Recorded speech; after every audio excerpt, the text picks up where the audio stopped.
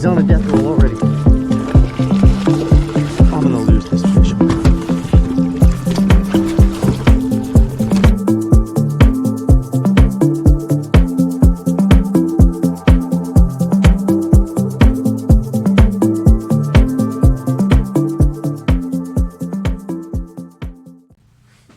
What's up, everybody? Elijah with Righteous River Fishing in Oregon, and today's video is all about salmon fishing for beginners.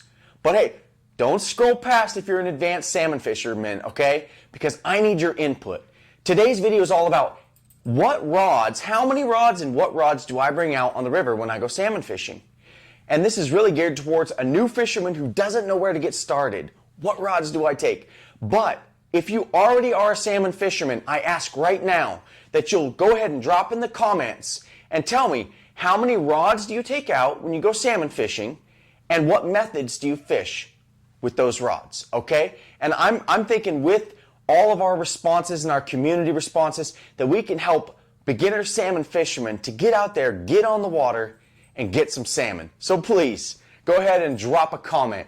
And also, if you haven't subscribed, please subscribe to my channel. I just did a giveaway where I gave away a custom-made mustad saltwater gaff to a subscriber when I hit 250 subscribers on my channel. I'm trying to get to 500 now, right? Make milestones. So please subscribe. When I get to 500, I'll do another giveaway. I'll make some custom spinners, and I'll send them out, mail them out to a subscriber on my channel. So please subscribe if you can. But let's get down to the content. How many rods do I take on the water, and how do I fish them when I go salmon fishing? Let's go. Fish on, fish on, fish on. Yes. Got one. Okay, so when I go salmon fishing, I normally take 3 rods with me. All right. I normally choose a primary method to fish for that day based on the area and the type of fishing I feel like fishing, and then a secondary method. But the reason I have 3 is because mostly I do bobber fishing. So I'll take 2 bobber fishing rods, a heavy and a light setup. So then I'll have some variety when I get there. And then as my secondary method, I always bring a spinning rod. Spinning rods are really easily rigged up. You don't need much at all. And all you need is basically a spinner on the end, right? So it's super simple and it helps you to cover water real quick. So that's my setup. My primary setup for salmon is 3 rods. 2 bobber rods, a heavy and a light one, and a spinning rod. But I also want to tell you that another great primary method for fishing is drift fishing. Now, I dare you, go talk to the old timers. What did they fish and what do they still fish today? It's drift fishing, okay? And that's a little bit different than your bobber fishing.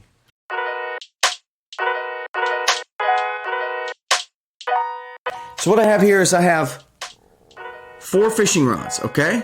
And you can see that they're varying lengths. Like the one on the left, that's a lot shorter. I think it's about 7 to 7.5 foot. And it's set up as a spinning rod. The second one there is a drifting rod. I think it's a 9 foot 9 inches, medium action, 8 to 17 pound rod. That's for drift fishing, okay? And then I have 2 bobber rods down here. These are a little bit different. One is set up with lighter tackle and it's a longer rod. It's a 10.5 foot medium action bobber rod, but that's a little bit lighter of a presentation. And then I have a heavy presentation. This is probably about another 9.5 foot medium heavy bobber rod set up for big salmon. I've got a 2 ounce weight on there, a 2 ounce float, and it's just, it's a little bit extreme, but I wanted to show you. We're gonna walk through these items, but I just want to show you, here's an overview of 3 different types, kind of 4, but 3 different types of setups you can use when you get out in the water.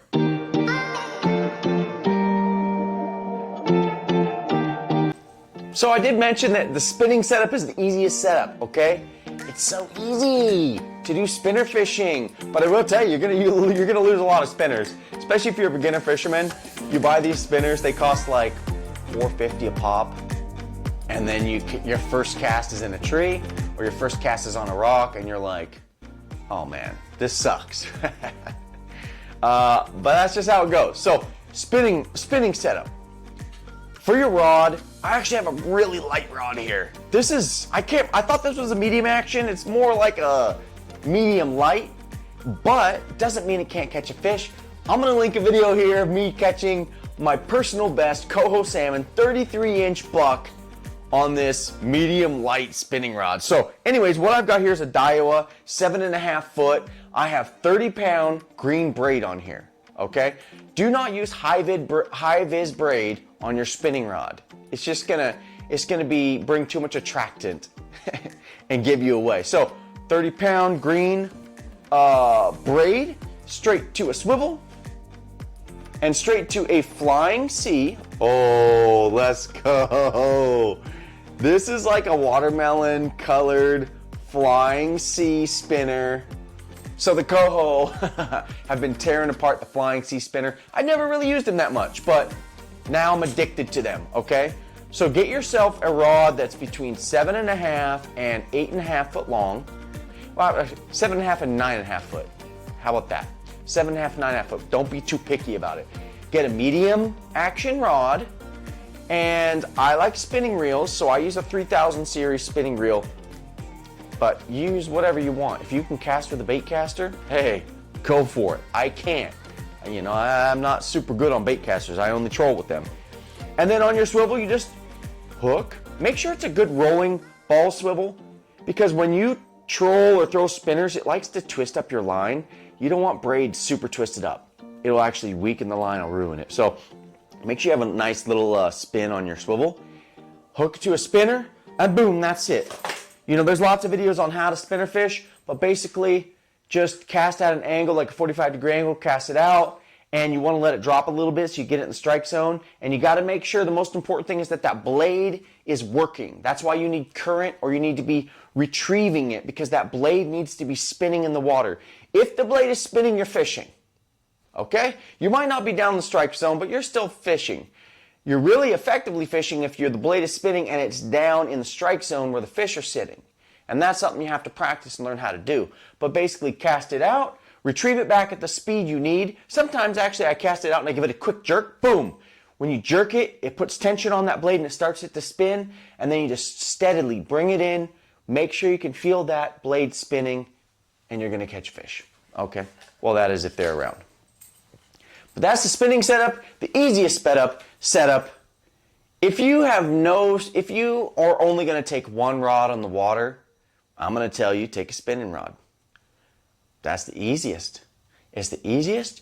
You break off, whoop-de-doo, put a new swivel on there, throw a new spinner on there, and you're fishing again. So the easiest method, in my opinion, is a spinning rod, and it's also kind of what I consider a secondary method, because I say that you should either drift fish or bobber fish as your primary method, and then spinner fish as your secondary methods.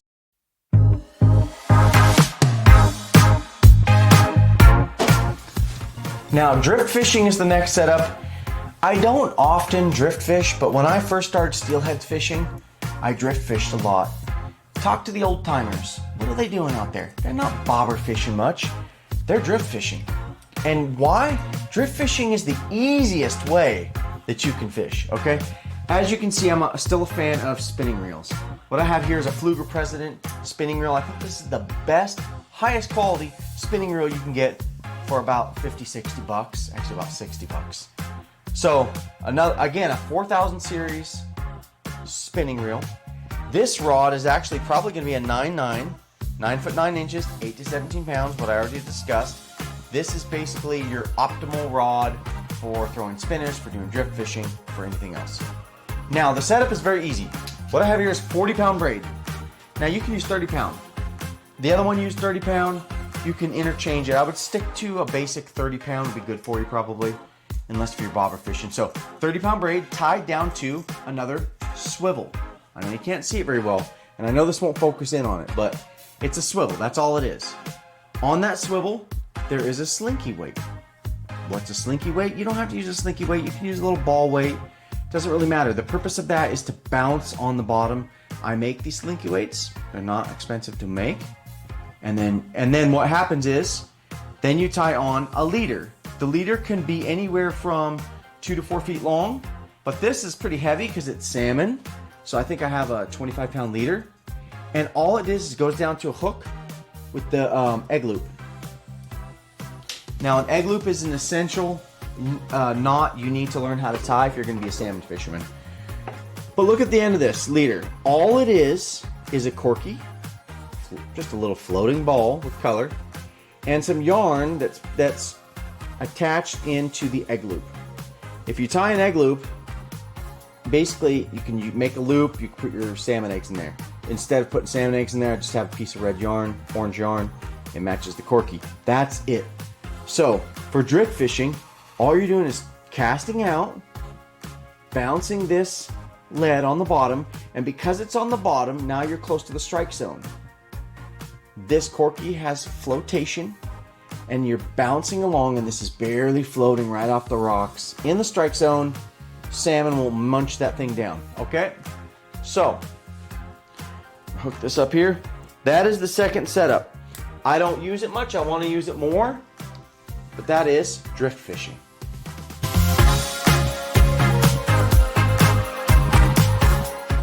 And the final setup that is very popular these days, and I've been using it a lot myself to bobber fish many different types of presentations, but we're gonna just talk about bobber fishing. I would say that if you go out salmon fishing, about half the people you see are gonna be bobber fishing, okay?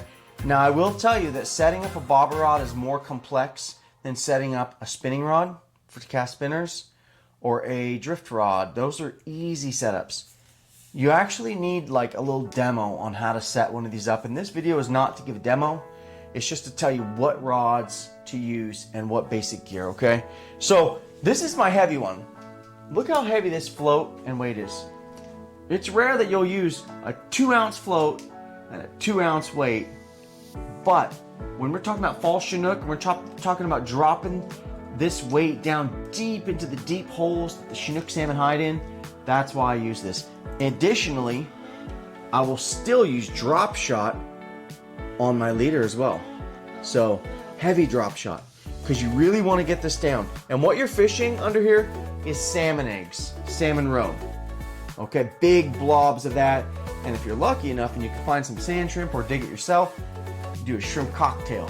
Salmon eggs, shrimp cocktail. Okay, but basically that's what it is. I have a heavy setup. This is a 9-foot medium heavy. I told you that for when I use a big 1-ounce or 2-ounce float, I like to use a heavier rod. This rod I'm expecting to catch big fish on. Okay, 9 feet, medium heavy. I got another, this time it's a little bigger, about 5000 series spinning reel. I probably have heavier braid on here because this is made for big fish. So this is probably 50, maybe 60 pound braid. And then it goes down to my bobber stop, my big bobber, and a leader with just a big hook. So that is float fishing for fall salmon, Chinook, with eggs. Now, I like to carry 2 bobber rods together. It's unnecessary for most people. However, here's a scenario. The reason I have the second one, it's a lighter setup. That's the whole key, okay? Look at this. This is like probably 1/2 ounce, 3/8 ounce in 3/8 bobber. Much lighter. Much lighter weight. Probably a lighter leader too. I probably got like 15-pound leader on here. Still have a decent sized hook, but I can fish eggs under here. I can fish sand shrimp. I can fish beads. Basically, this one is when you're walking into a hole and you think you need deep, heavy gear, and then you notice that it's shallow and you can see the fish, you need to lighten your presentation. That's why I carry a second bobber rod. You don't need to. You can swap it over, but that's my method, okay? And I'm going to post right here a link to an example where I had my rig set up with 1 or 2 ounce weight. I went into the hole and the water was extremely shallow. The water was really a small river. I didn't know what to expect, and I could see the salmon fishing around, and my heavy weight was too much. I downsized, right? I tore it all off, downsized, put in lighter material, put a little sand shrimp and a bead on there, bought it in, boom, bada bing, bada boom, got myself a Chinook salmon. So that's why I carry a heavy bobber rod and a light bobber rod, because if you need to lighten the presentation, that's what it's all about.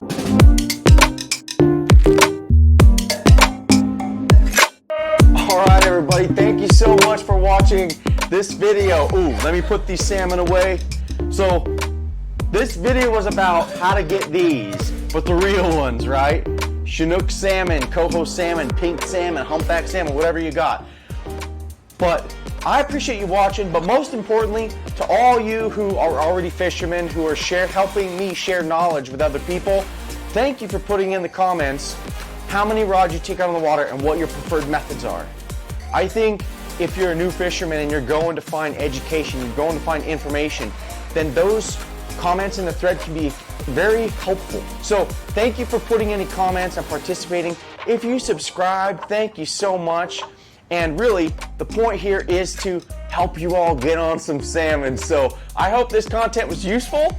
If it was, yo, say hey, what's up? Thank you, that was good content, whatever. Subscribe if you can. Let's get to 500 and I'll do another giveaway. Grow a beard, love Jesus, that'll make your life awesome. Okay, thank you.